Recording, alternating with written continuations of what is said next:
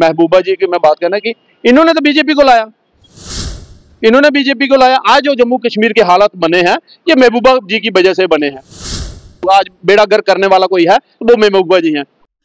ये 5 साल ये और 5 साल आगे की सरकार भी हमारी नेशनल कॉन्फ्रेंस की होगी। एक बात सुनिए, इसको पूछ कौन रहा है महबूबा जी को? मैं से इन्हीं से पूछना चाहता हूँ, क्या अगर आपको लोग ऐसे इतना चाहते थे, इतना पसंद करते थे, आपको वोट देते, आपके इलेक्शन में आपकी मदद करते और आपके एमएलए जिताते? एमएलए तो आपके कोई निकल नहीं सके, और जितने आपके साथ लोग चलते थे वो तो सारे आपको छोड़ के चले गए। उन्होंने अपनी पार्टियां बना ली।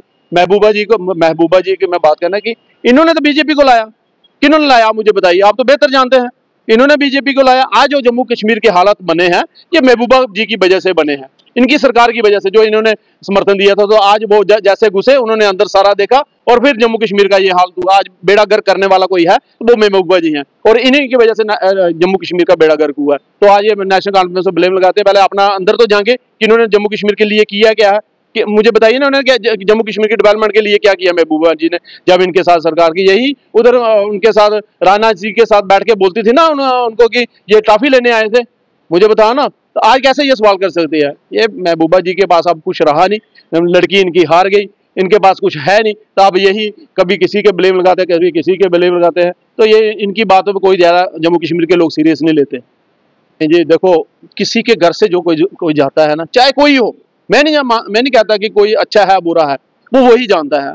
अब किसी की डेथ होती है, अब आपने देखा जो हमारे 4 जवान शहीद हुए, तो मैं उमर साहब के साथ कटरा में गया था। वो एक जवान शहीद हुआ तो उनका घर देख के मैं ना, मेरे रोंगटे खड़े हो गए और इतना मुझे तरस आया और इतना मुझे दुख हुआ।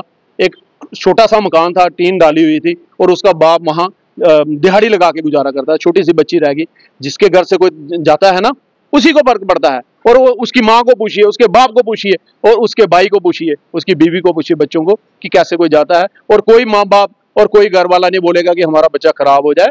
तो वो उनका कोई उसका माँ बाप का नहीं लेना देना। तो हर माँ बाप यही कहते हैं कि हमारा बच्चा अच्छा निकले, पढ़े लिख जाए और अच्छी नौकरी करे और अच्छी पोस्टों पे जाए। मुझे बताइए कहाँ रोल अदा किया एनसी?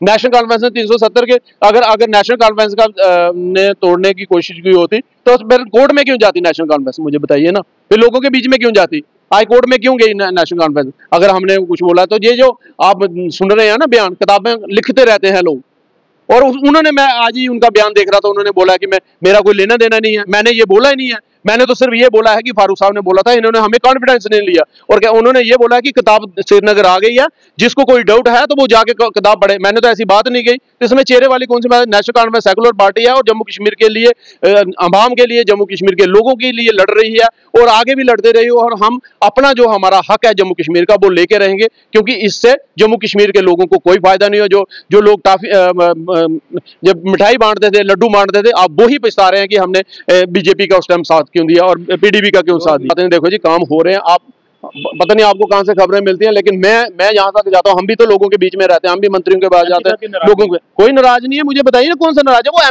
वो हमारे एमपी हैं, हमारे सीनियर हैं।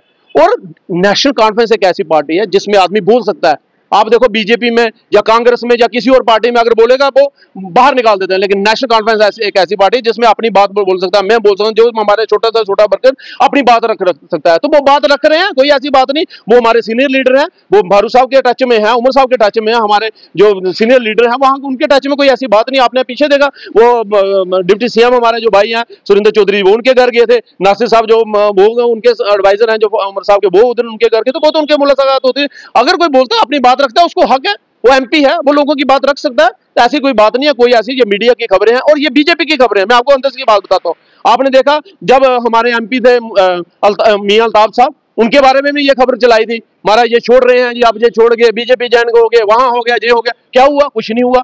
अब बीजेपी ने पीछे कहा, बीजेपी का ख्वाब था जम्मू कश्मीर में राज करना, कि उन्होंने तो ये तो तय कर लिया था कि हमारी सरकार आ रही है और हमारा सीएम होगा, और उन्होंने प्राइम मिनिस्टर से टाइम ले लिया था 16 तारीख का कि हम प्राइम मिनिस्टर भी हमारे ओथ में आएंगे।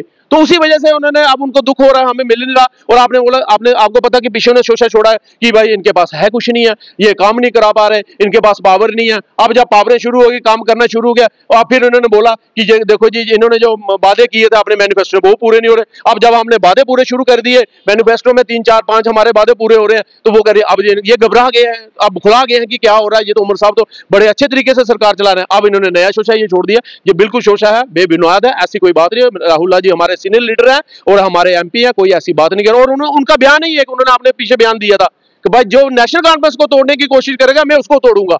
अब वो तो लोगों के, आप सोशल मीडिया में वो हुआ, लोगों को पता चला, तो ऐसी कोई बात नहीं है, ये अफवाहें हैं। ये अफवाहें ऐसे आते जाते रहती है। सरकार चलेगी 5 साल पूरे धड़ल्ले से चलेगी। और आपको मैं यकीन दिलाता हूं, जैसे उमर साहब सरकार चला रहे हैं, जैसे उनकी काम कर रहे हैं लोगों के लिए, ये 5 साल ये और 5 साल आगे की सरकार भी हमारी नेशनल कॉन्फ्रेंस की होगी। जय हिंद, जय भारत।